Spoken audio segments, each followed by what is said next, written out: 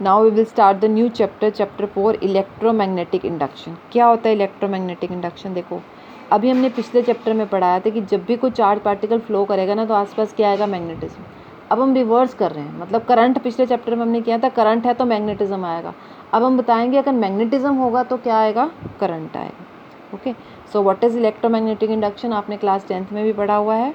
The production of electric current when a magnetic flux linked with a coil changes. अगर आप किसी coil से linked flux को change करते हो, फ्लक्स बताती हूँ अभी क्या होता है, तो उसमें क्या आता है? Electromagnetic induction. That phenomena is known as electromagnetic induction.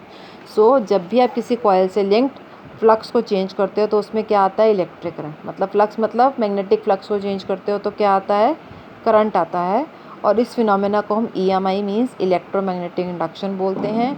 और जो करंट आता है उसको आप क्या बोलते हो? Induced current. नाउ अब फ्लक्स क्या होता है? फ्लक्स होता है नंबर ऑफ मैग्नेटिक लाइंस। आपको पता है ये एक मैग्नेट है, तो इधर नॉर्थ पोल है, इधर साउथ पोल है, तो मैग्नेटिक लाइंस कहाँ से कहाँ तक जाती हैं? नॉर्थ से साउथ। ठीक है, यहाँ पर मैंने एक सरफेस रख दी बीच में।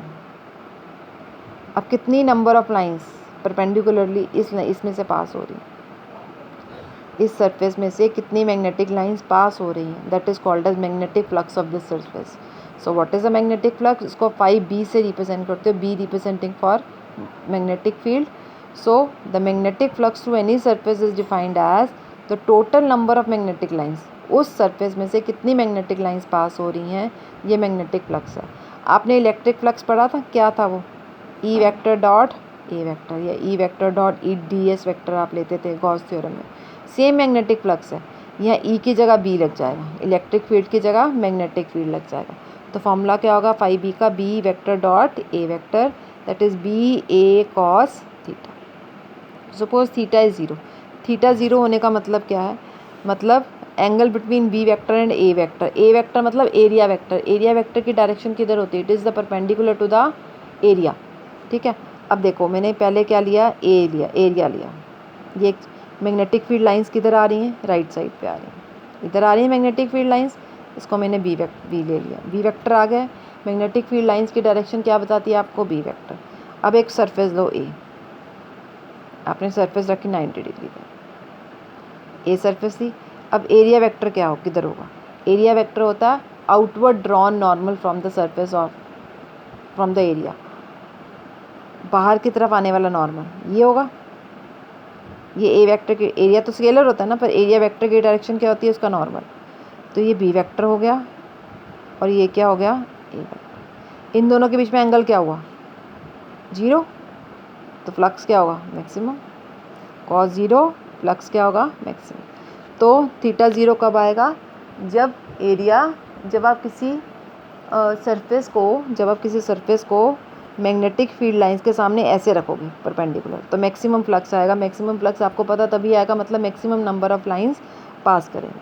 590 थीटा 90 होने का क्या मतलब है? थीटा 90 होने का मतलब है आपने क्या किया है, ये मैग्नेटिक फील्ड लाइंस है, B वेक्टर ले लिया और एरिया एक सरफेस दी इसके पैरेलल। मैग्नेटिक फील्ड लाइंस के सरफेस क्या लिया आपने? पैरेलल। अब एरिया वेक्टर क्या होगा? ये सरफेस है, एरिया वेक्टर निकालने के लिए इस पे बाहर नॉर्मल ड्रॉ करेंगे, तो एरिया वेक्टर आ गया, ये B वेक्टर। दोनों के बीच में कितना एंगल है? 90। तो फ्लक्स क्या हुआ? 0। मतलब अगर सरफेस और मैग्नेटिक फील्ड 90 डिग्री पर हैं देन फ्लक्स इज मैक्सिमम। अगर सरफेस और मैग्नेटिक फील्ड लाइंस पैरेलल हैं देन फ्लक्स इज 0। ओके, सो यहाँ से फ्लक्स अगर हम निकालेंगे, अगर हम मैक्सिमम फ्लक्स देखेंगे तो पाई कितना आ रहा है? BA। पाई कितना आ रहा है? B into A। यहाँ से B को डिफाइन करो, 5/A। So magnetic flux upon area, magnetic flux per unit area is called as B। और B का नाम क्या है? B के 2-3 नाम हैं। इसको मैग्नेटिक फील्ड इंटेंसिटी भी बोलते हैं, मैग्नेटिक फील्ड इंडक्शन भी बोलते हैं। Okay, so B is 5/A। तो 5/A means magnetic flux per unit area is defined as magnetic field induction. B का क्या नाम है? मैग्नेटिक फील्ड इंडक्शन या फिर मैग्नेटिक फ्लक्स डेंसिटी भी बोलते हैं। नाउ ये तो था फॉर 1 टर्न। अगर आपके पास n नंबर ऑफ टर्न्स है तो फाई क्या हो जाएगा? BA cos थीटा की जगह NBA cos थीटा हो जाएगा। यूनिट्स क्या होते हैं B के? फ्लक्स के वेबर। फ्लक्स के यूनिट्स क्या होते हैं? वेबर। फाई के यूनिट्स क्या होते हैं? वेबर। क्यों होते हैं? B के यूनिट्स होते हैं टेस्ला। मैग्नेटिक फील्ड के यूनिट कितने होते हैं? टेस्ला। और एरिया के यूनिट्स होते हैं मीटर्स के। टेस्ला को भी हम रुक के डिफाइन करेंगे। Magnetic field is tesla, area is metre square, तो tesla metre square is weber.